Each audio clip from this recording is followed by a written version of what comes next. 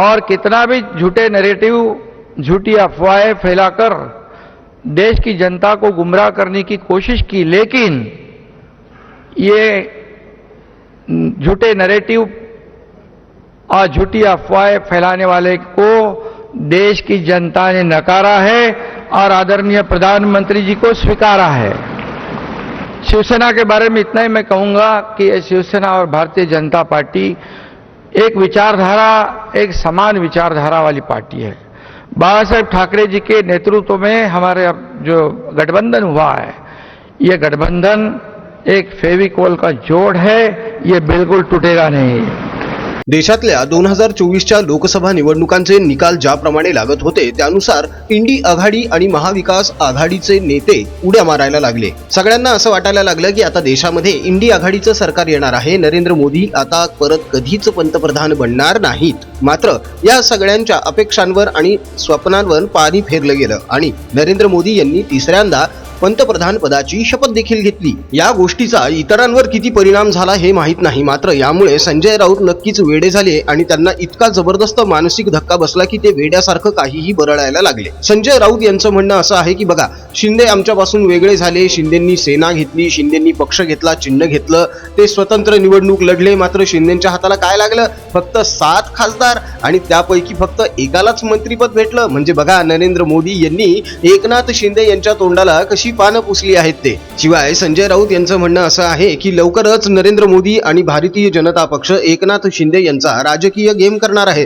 बरं, हे सगळं संजय राऊत कशावरून बोलतात? तर फक्त आणि फक्त गांजा मारल्यानंतर। कारण सध्या ज्या राजकीय घडामोडी घडत आहेत त्यानुसार तर असंच वाटत आहेत की नरेंद्र मोदी एकनाथ शिंदे यांची साथ कधीही सोडणार नाहीत। त्याचं कारण असं आहे की संभाजीनगरचा बालेकिल्ला, जो शिवसेनेचा बालेकिल्ला समजला जातो, तो एकनाथ शिंदे यांनी राखून ठेवलेला आहे। यासोबतच एकनाथ शिंदे यांचे 7 खासदार हे विक्रमी मताधिक्यांनी निवडून आलेले आहेत।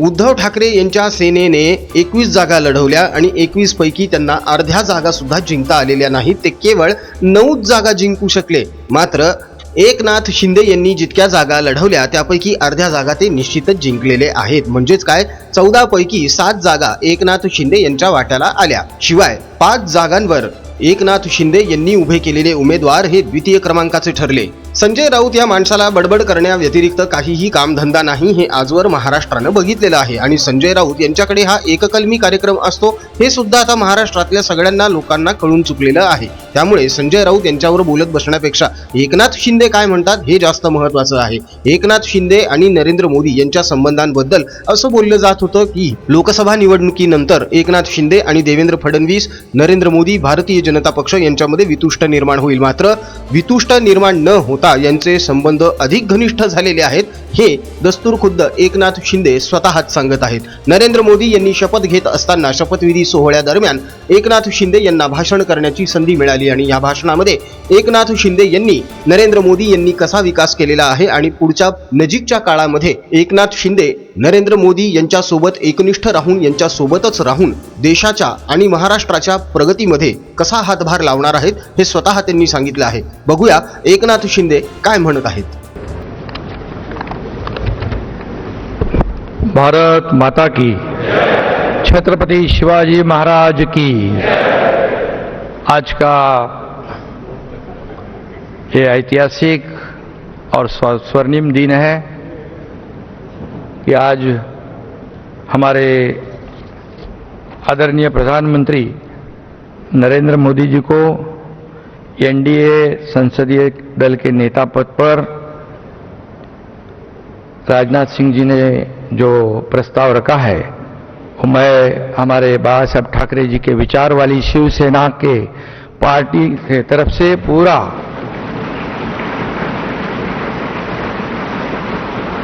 समर्थन देता हूं। और पिछले 10 सालों में हमारे आदरणीय प्रधानमंत्री जी ने इस देश का विकास किया, इस देश को आगे बढ़ाया, इस देश का नाम पूरी दुनिया में रोशन करने का काम किया, देश की अर्थव्यवस्था को मजबूत किया और एक हमारे देश को एक नई पहचान बनाने का जो सपना था वो पूरा करने का काम किया है। और इसलिए कितने भी विपक्ष वालों ने जब अभी हमारे नीतीश कुमार जी ने कहा कि यहाँ वहाँ जो गए हैं उनका क्या होने वाला है, उन्होंने कहा है। और कितना भी झूठे नैरेटिव, झूठी अफवाहें फैलाकर देश की जनता को गुमराह करने की कोशिश की, लेकिन ये झूठे नैरेटिव और झूठी अफवाहें फैलाने वाले को देश की जनता ने नकारा है और आदरणीय प्रधानमंत्री जी को स्वीकारा है।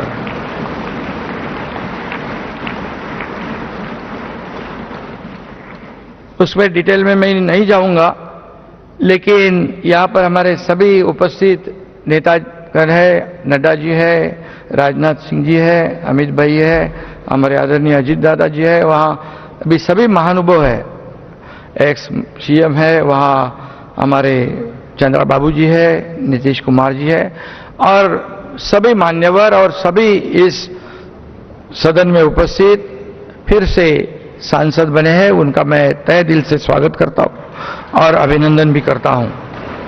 शिवसेना के बारे में इतना ही मैं कहूंगा कि ये शिवसेना और भारतीय जनता पार्टी एक विचारधारा, एक समान विचारधारा वाली पार्टी है।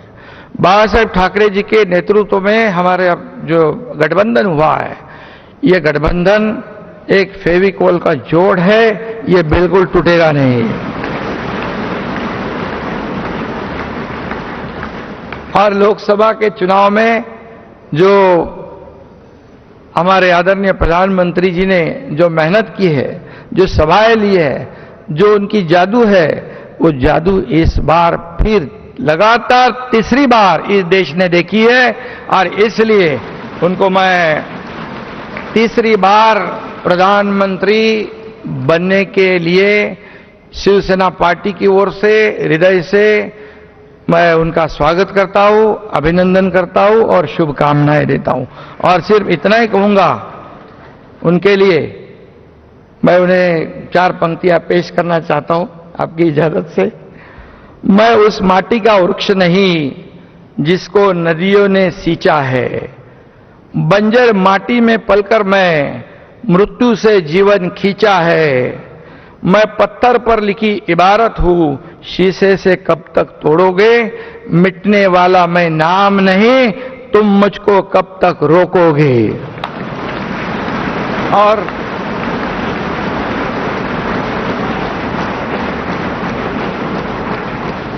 दस साल जो काम किया है उसके गवाह हम सब है, और इसलिए लोगों ने विकास को महत्व दिया है।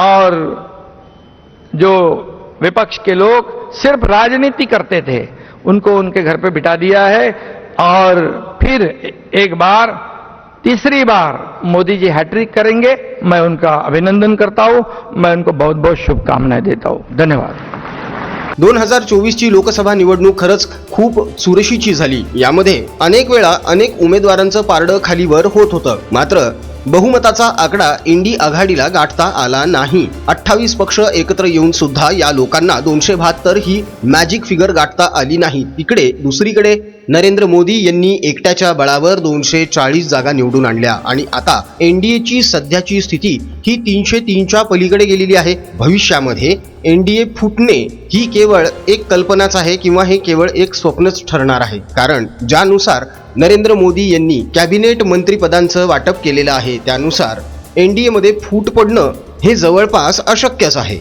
एकनाथ शिंदे यांनी तर स्पष्टच सांगितलं आहे की नरेंद्र मोदी, भारतीय जनता पक्ष आणि आमचे संबंध म्हणजे फेविकॉल का जोड़ है और ये जोड़ टूटेगा नहीं। ज्या धडाकेबाज पद्धतीने देशाचे पंतप्रधान नरेंद्र मोदी काम करतात, त्याच धडाकेबाज पद्धतीने महाराष्ट्रामध्ये महाराष्ट्राचे लाडके मुख्यमंत्री एकनाथ शिंदे हे सुद्धा काम करतात, हे विसरून चालणार नाही। मित्रांनो, उद्धव ठाकरे यांनी बाप चोरला, पक्ष चोरला, चिन्ह चोरला अशी रडारड करत, छाती बडवत, बांगड्या फोडत मत मिळवण्याचा प्रयत्न केला, मात्र एकनाथ शिंदे यांनी केवळ आणि केवळ विकासावर बोलून, प्रगतीवर बोलून आणि महाराष्ट्र राज्याचं पुढील ध्येय धोरण काय असू शकतं हे सांगून मतं मिळवलेली आहेत, हे विसरून चालणार नाही. त्यामुळे महाराष्ट्र राज्याचा एक सक्षम मुख्यमंत्री म्हणून एकनाथ शिंदे यांचा गौरव निश्चितच झाला पाहिजे. या बाबतीत तुम्हाला काय वाटतं हे आम्हाला कमेंटमध्ये कळवायला अजिबात विसरू नका. मित्रांनो, ज्याप्रमाणे देशाचं संविधान बदललं जाईल असा फेक नरेटिव्ह निवडणुकीच्या प्रचारादरम्यान विरोधी पक्षाकडून गोवण्यात आला होता, त्याचप्रमाणे आता एक फेक नरेटिव्ह निर्माण करण्यात येत आहे की एकनाथ शिंदे आणि भारतीय जनता पक्ष यांच्यामध्ये देखील वितुष्ट निर्माण होईल.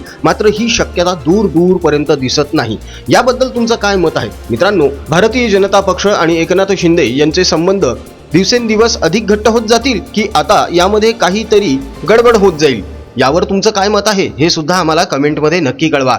अजून जर तुम्ही आमचं महाप्रपंच हे YouTube चॅनल सबस्क्राईब केलं नसेल तर मित्रांनो अवश्य प्लीज सबस्क्राईब करा. सोबतच बेल आयकॉन सुद्धा प्रेस करा, म्हणजे आमचे राजकीय विश्लेषणाचे सर्व व्हिडिओ सर्वात अगोदर तुमच्यापर्यंत पोहोचतील. राजकीय घडामोडी, राजकीय बातम्या, राजकीय अपडेट्स रंगतदार पद्धतीने जाणून घेण्यासाठी बघत रहा महाप्रपंच. पुन्हा भेटूया पुढच्या व्हिडिओमध्ये. जय हिंद, जय महाराष्ट्र, वंदे मातरम, जय श्रीराम.